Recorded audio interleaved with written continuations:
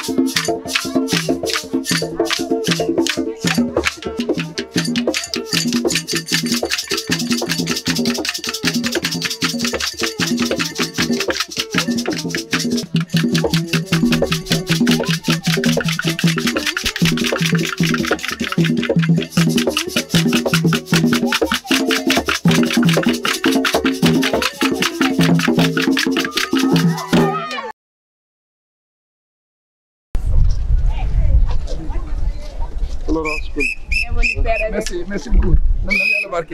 Merci. Amen. Merci beaucoup. Merci. Je connais. Voilà, merci de l'accueil.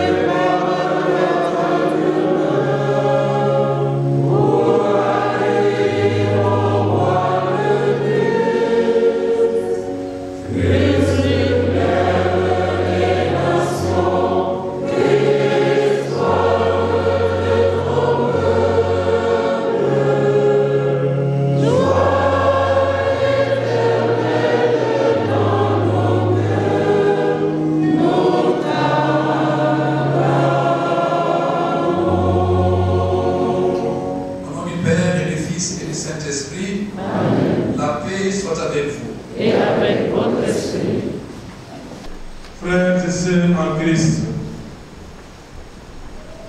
au début de la présente célébration dominicale, je prends la parole au nom de notre Église famille paroissiale pour souhaiter une cordiale bienvenue à vous tous qui honorez le Seigneur et son Église par votre présence, votre amitié et votre prière fraternelle. Bienvenue à vous, Monseigneur, dans notre paroisse. Bienvenue chez vous. Dans une église en réflexion quant à son avenir, dans la deuxième année du synode diocésain qui a pour thème ensemble en synode, écouter, discerner, décider, agir. Votre présence, Monseigneur, nous réconforte et nous encourage à aller de l'avant. Merci d'être parmi nous, le signe de Jésus Pasteur. Merci pour votre bienveillance et votre joie. À vous tous membres de l'UDR, nous exprimons notre sincère gratitude. Vous qui avez accepté de vous joindre à nous pour célébrer la journée de la vie consacrée. Bonne fête à vous. Et surtout, merci pour ce que vous êtes et ce que vous faites pour la Sainte Église. Bienvenue à vous, chers paroissiens et amis de passage. Bienvenue à la délégation de Ballon, de Morlan. Bienvenue à vous, famille et illustres invités. Vivons cette célébration dans la joie, dans la ferveur. Vivons aussi cette célébration dans le recueillement. Laisse le Seigneur entendre et exaucer notre prière. Dieu vous bénisse.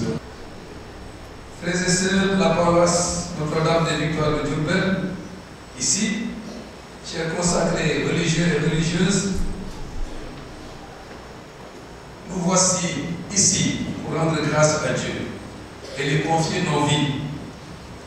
Rendre grâce à Dieu qui vous a rassemblés à Diourbel, comme le curé vient de le dire, en une seule famille paroissiale, avec tout ce que vous avez vécu et réalisé de beau dans votre paroisse. Rendons grâce à Dieu pour cela. Rendez grâce à Dieu, vous les consacrez, pour le don de la vie consacrée. Et tous, demandons le secours de la grâce de Dieu pour faire de nouveaux progrès dans la fidélité et dans le service. Car nous devons le reconnaître, nous avons encore du chemin à parcourir pour que notre communion paroissiale soit plus belle. Et que le am na lu bare ñu def waaye war nañoo gën a jëm kanam ndax sama àndandoo gën a dëgër gën a rafet. Nous avons encore du chemin. Vous les consacrez. Le chemin à parcourir pour correspondre davantage au don de Dieu dans la vie consacrée. Eh bien, que le Seigneur nous regarde avec miséricorde et nous pardonne nos manques de fidélité et d'enthousiasme dans notre témoignage de vie chrétienne, comme de vie de consacré. Demandons humblement le secours de sa miséricorde. Je confesse à Dieu Tout-Puissant que j'ai péché en pensée, en parole, par action et par omission. Oui, j'ai vraiment péché. C'est pourquoi je supplie la miséricorde des anges et des saints, et vous aussi, mes frères et sœurs, de prier pour moi, Seigneur mon Dieu. Que Dieu Tout-Puissant nous fasse miséricorde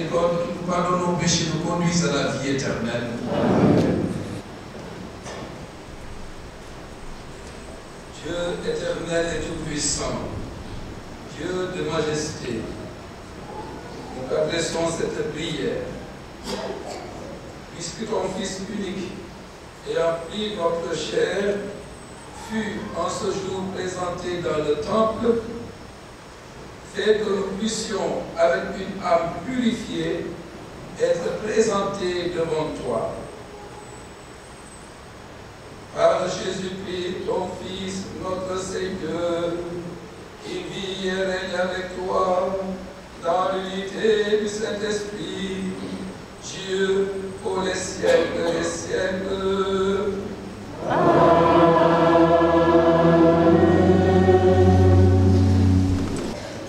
Lecture du livre du prophète Malachie. Ainsi parle le Seigneur Dieu. Voici que j'envoie mon messager pour qu'il prépare le chemin devant moi. Et soudain viendra son temps. Le Seigneur que vous cherchez, le messager de l'alliance que vous désirez, le voici qui vient, dit le Seigneur de l'univers. Qui pourra soutenir le jour de sa venue? Qui pourra rester debout lorsqu'il se montrera? Car il est pareil au feu du fondeur, pareil à la lessive des blanchisseurs. Il s'installera pour fondre et purifier. Il purifiera les fils de Lévi. Il les affinera comme l'or et l'argent. Ainsi pourront-ils aux yeux du Seigneur présenter l'offrande en toute justice. Alors, l'offrande de Juda et de Jérusalem sera bien accueillie du Seigneur, comme il en fut aux jours anciens, dans les années d'autrefois. Parole du Seigneur.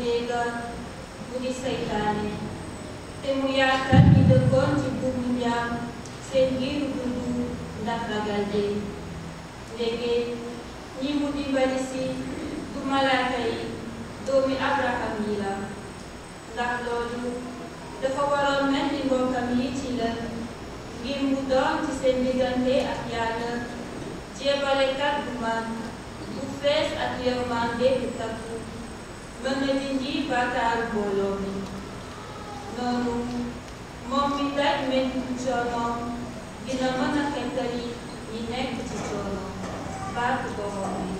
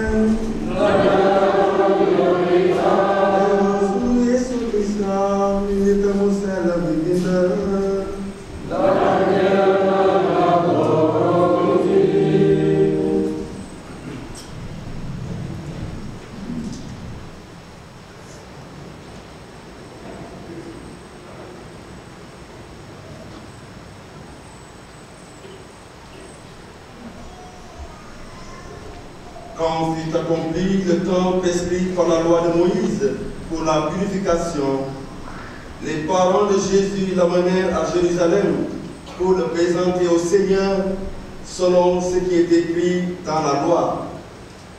Tout premier-né de sexe masculin sera consacré au Seigneur. Il venait aussi offrir des sacrifices prescrits par la loi du Seigneur, un couple de tourterelles ou 2 petites colombes. Or, il y avait à Jérusalem un homme appelé Siméon. C'était un homme juste et religieux qui attendait la consolation d'Israël, et l'Esprit Saint était sur lui. Il avait reçu de l'Esprit Saint l'annonce qu'il ne verrait pas la mort avant d'avoir vu le Christ, le Messie du Seigneur. Sous l'action de l'Esprit, Siméon vint au temple au moment où les parents présentaient l'enfant Jésus pour se conformer au rite de la loi qui le concernait. Siméon reçut l'enfant dans ses bras et il bénit Dieu en disant: Maintenant, ô Maître souverain, tu peux laisser ton serviteur s'en aller en paix selon ta parole, car mes yeux ont vu le salut que tu préparais à la face des peuples, lumière qui se révèle aux nations et donne gloire à ton peuple Israël. Le père et la mère de l'enfant s'étonnaient de ce qui était dit de lui. Siméon les bénit, puis il dit à Marie sa mère: Voici cet enfant provoquera la chute et le relèvement de beaucoup en Israël. Il sera un signe de contradiction. Et toi, ton âme sera traversée de glaive. Ainsi seront dévoilées les pensées qui viennent du cœur d'un grand nombre. Il y avait aussi une femme prophète, Anne, fille de Phanuel de la tribu d'Aser. Elle était très avancée en âge. Après 7 ans de mariage, demeurée veuve, elle était arrivée à l'âge de 84 ans. Elle ne s'éloignait pas du temple, servant Dieu jour et nuit dans le jeûne et la prière. Survenant à cette heure même, elle proclamait les louanges de Dieu et parlait de l'enfant à tous ceux qui attendaient la délivrance de Jérusalem. Lorsqu'ils eurent achevé tout ce que prescrivait la loi du Seigneur, ils retournèrent en Galilée, dans la ville de Nazareth. L'enfant, lui, grandissait et se fortifiait, rempli de sagesse, et la grâce de Dieu était sur lui. Salut, puissance, honneur, louange à notre Dieu. Alléluia. Alléluia. Salut, puissance, honneur, louange à notre Dieu. Alléluia. Alléluia. Je voulais d'abord féliciter les gens de Diourbel pour l'accueil qui nous a été réservé. Féliciter les prêtres pour du nombre partagé avec vous, consacrer cette journée de prière et d'action de grâce. Je remarque que l'église est encore bien entretenue. Les gens de Diourbel, pourquoi elle est propre? Merci de veiller sur ce bijou. Avant de m'adresser aux gens de Diourbel de façon plus précise, je vais d'abord m'adresser aux consacrés qui ont choisi la paroisse de Diourbel pour la célébration de la vie consacrée. En tout cas, vous avez bien fait de sortir de Thiès pour venir partager ce que vous avez reçu avec les gens un peu plus loin de Thiès. 15 km, ce n'est pas rien. En tout cas, merci beaucoup pour ça. Je salue, je vois un supérieur majeur ici, n'est-ce pas? Merci beaucoup, frère, d'être venu. Et tous les autres supérieurs, majeurs ou bien locaux ou locaux. Merci beaucoup. Vous êtes venus pour encourager les chrétiens de Diourbel dans leur foi et communier à leur joie à l'occasion de cette fête patronale. Et je vous en félicite. Mais vous êtes venus aussi nombreux et nombreuses. Il n'y a pas beaucoup d'absents. Je crois. En tout cas, félicitations pour ça. Vous êtes venus pour vous réconforter mutuellement et raviver la flamme de votre consécration et par conséquent de votre témoignage. Raviver la flamme. Et c'est bien pour cela que l'Église, depuis le pape Jean-Paul II, que vous le savez, prie pour vous et avec vous en ce jour. C'est parce que dans ce monde, toujours plus tourné vers le matériel et la consommation, nous avons posé de témoins comme vous. Dans ce monde où de nouvelles revendications des droits de ceci, de nouvelles revendications de liberté et d'autonomie ne cessent de voir le jour, dans un monde de précipitation, en mouvement, de communication à outrance et de bruit perpétuel, dans un tel monde, dis-je, chers consacrés, le choix d'un état de vie comme le vôtre restera une énigme, voire une contradiction, parce que vous êtes à contre-courant. D'autre part, dans un contexte social où nous sommes très minoritaires, vous devez sans cesse rendre compte de l'espérance qui vous habite à cause de la foi qui vous motive et de l'amour qui vous anime, sans distinction, envers tout le monde.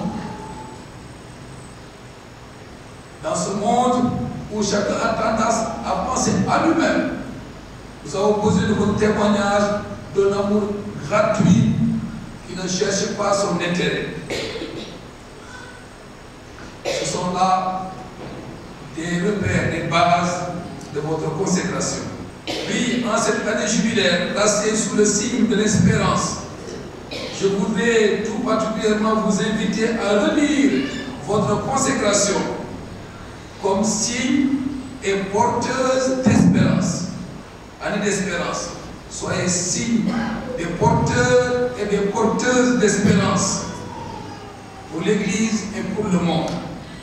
Chacun et chacune d'entre vous est un signe d'espérance et doit donc porter l'espérance. Je suis un don du Seigneur, le Seigneur qui ne reprend jamais un don. Même si nous ne sommes pas toujours à la hauteur de ce don, il demeure. Voilà ce qui doit, frères et sœurs consacrés, raviver votre fidélité, votre courage et votre joie aujourd'hui et demain. Le Seigneur ne reprend jamais ce qu'il a donné. Porteur d'espérance, vous l'êtes aussi. Chacun et chacune pour l'Église et pour le monde. Pour l'Église. À chaque baptisé, vous rappelez la nécessité du choix radical pour le Seigneur. Votre vie nous rappelle cela. Vous avez choisi le Seigneur, le choix radical pour le Seigneur. À travers les vœux que vous prononcez et que vous vous efforcez à vivre dans l'humilité, dans l'effort et la conversion. À chaque baptisé, vous rappelez que le Seigneur doit être servi par-dessus tout.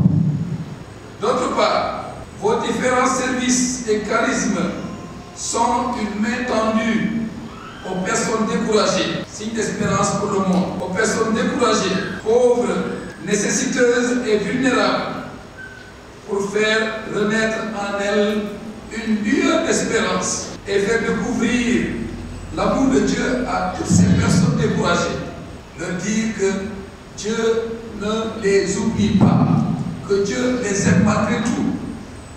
Faire naître une lueur d'espérance et faire découvrir l'amour de Dieu à ces personnes. Eh bien, que les difficultés que vous traversez ne vous éloignent jamais du devoir d'assister les plus pauvres.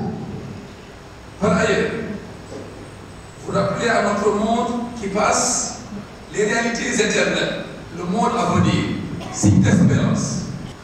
Vous rappelez à notre monde qui passe, les réalités éternelles qui demeurent, le monde à venir. Vous rappelez au monde entier cet avertissement du Seigneur.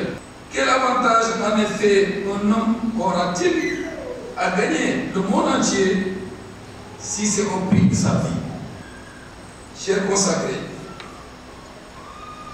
restez donc des sentinelles pour notre temps, pour le monde et pour notre Église, bien souvent secouée par des crises.